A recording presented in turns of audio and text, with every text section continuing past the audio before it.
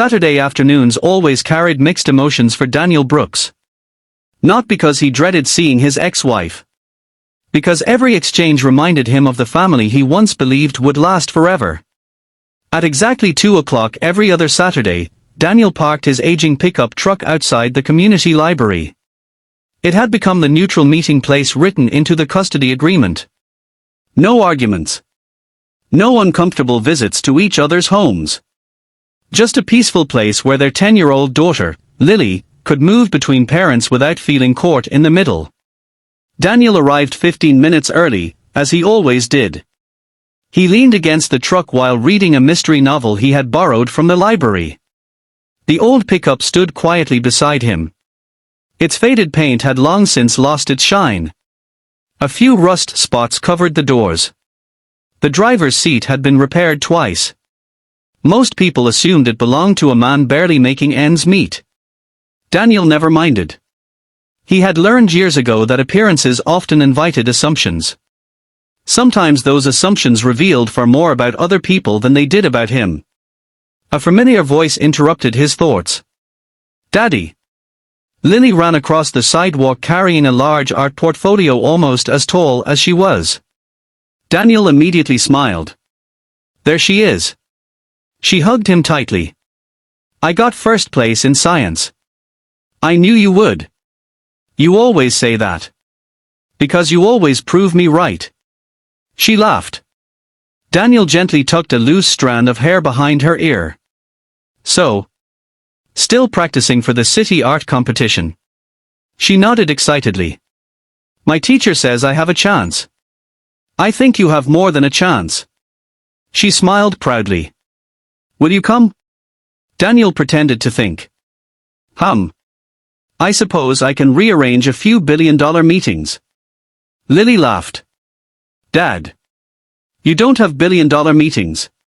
He winked. "You're right. I have lunch with you instead." To Daniel, that really was more important. Years earlier, before his divorce, Daniel had helped build one of the country's most successful commercial real estate investment groups. Unlike the public executives whose names appeared in business magazines, Daniel preferred remaining invisible. He quietly purchased ownership stakes in shopping centers, office towers, and retail developments through a private holding company. Eventually, he became the majority owner of one of the largest shopping malls in the state. Almost nobody knew. His name appeared on no signs. No advertisements. No interviews. The ownership structure remained intentionally private. Daniel liked ordinary life. He shopped without attention. Melissa smiled confidently as the black luxury SUV pulled into the shopping mall's VIP entrance. Beside her stood her new husband, Richard Collins. Richard was successful, well-dressed, and proud of the life he had built. He worked as a senior executive for an international retail brand and enjoyed the attention that came with expensive cars and exclusive events. Lily climbed out of Daniel's old pickup truck holding her art portfolio. "Dad, don't forget." "I won't." "You promised." Daniel smiled. "I never miss your big days." Richard looked at the old pickup and chuckled. "Still driving this thing?" Melissa gave an awkward smile but said nothing. Richard continued. "You know, Daniel, someday you should let me help you find something newer." Daniel answered politely. "This truck still gets me everywhere I need to go." Richard laughed. "I guess if you're happy." Lily quietly looked down. She never liked hearing people joke about her father's truck. Daniel gently squeezed her shoulder. "It's all right." He refused to argue. Inside the mall, banners announced the annual Young Artists exhibition. Hundreds of families gathered to celebrate children's paintings and sculptures. Lily's artwork had reached the final round. She was nervous. "Dad. What if nobody likes it?" Daniel knelt beside her. "The judges already liked it enough to bring it here. Now just enjoy the day." She smiled. "You always know what to say." The exhibition began. Children proudly stood beside their artwork while judges moved through the gallery. After nearly an hour, the chief judge stepped onto the stage. This year's grand prize goes to. He opened the envelope. Lily Brooks. The audience applauded loudly. Lily froze. Dad. I won. You certainly did. She ran into Daniel's arms.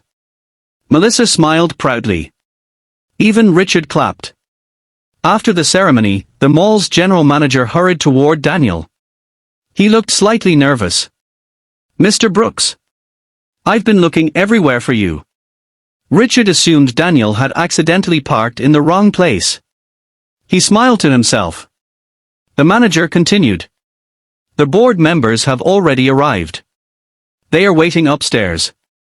Daniel nodded. I'll be there in a few minutes. Richard frowned. What board? The manager looked surprised. Our ownership board. He quickly realized Richard didn't know. I'm sorry. I assumed. Daniel gently interrupted. It's all right. He turned to Lily. Would you like to come upstairs after we get some ice cream? She nodded excitedly. The manager immediately smiled. We'll have everything ready, sir. Richard stared in confusion. Sir? The manager looked puzzled again. Mr. Brooks owns the mall. Silence. Melissa blinked. I'm sorry. What did you say? The Brooks family holding company purchased the property years ago. Mr. Brooks is the majority owner. Richard's confident smile disappeared. He slowly looked at Daniel. The owner. Daniel shrugged modestly. I prefer not talking about work. Melissa couldn't believe what she was hearing. You own this entire mall. Daniel smiled gently. Along with several others. Why didn't you ever tell me? He answered honestly. You never asked what I valued. You only assumed what I earned. Those words stayed in the air. Richard quietly looked at the polished floor. For the first time since meeting Daniel, he seemed embarrassed. I shouldn't have joked about your truck. Daniel smiled kindly. It's just a truck. No. Richard shook his head. It was my attitude. I'm sorry. Daniel extended his hand. No hard feelings. Richard accepted it gratefully. Later that afternoon, Daniel took Lily upstairs to the executive conference room. Instead of discussing profits, he introduced her to every department manager. This is Lily. The real VIP today. Everyone applauded. The marketing director smiled. We've heard a lot about you. Lily looked surprised. You have? Daniel laughed. I may have mentioned your art contest once or twice. The executives smiled. They knew the truth. Every board meeting eventually included a story about Lily. Her soccer games. Her school projects. Her piano recitals. Daniel measured success differently than most investors. During the meeting, one executive suggested increasing rental prices for several small family-owned stores. The numbers make sense. Daniel looked out over the mall through the large windows. How many of those businesses are local families? 12. And how many would close if we raised rents? Probably 4. Daniel quietly closed the report. Then we aren't raising them. But profits. We're in business to build communities. Not just balance sheets. The discussion ended. Melissa watched everything from outside the conference room through the glass wall. She saw employees greeting Daniel with genuine respect. Not because he owned the building. Because he listened. He thanked janitors by name. He remembered security guards' birthdays. He asked about their families. On the drive home, Melissa finally spoke. I thought success meant showing everyone what you had. Daniel smiled. I always thought success meant having enough that you could stop trying to prove anything. Several weeks later, Lily invited both parents to career day at school. The teacher introduced Daniel. Lily's father works in commercial real estate. Daniel walked to the front of the classroom. He didn't mention owning shopping malls. He didn't discuss investments. Instead, he held up a photograph of construction workers. My job isn't really about buildings. The children listened carefully. It's about creating places where people make memories. The toy store where you bought your birthday present. The bookstore where your parents read stories. The cafe where grandparents meet their grandchildren. If those places help people feel welcome, then we've done our job. The children applauded. That evening, Lily hugged her father. You never told them you're the owner. Daniel smiled. They didn't need to know. They only needed to know why the work matters.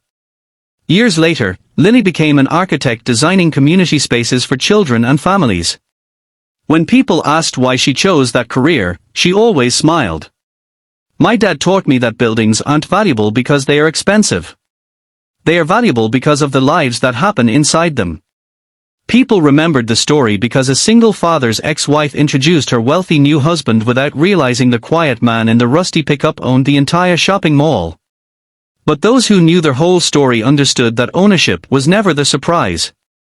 The real surprise was discovering that the wealthiest person in the room was also the least interested in proving it, choosing humility over recognition, kindness over pride, and character over appearances every single time.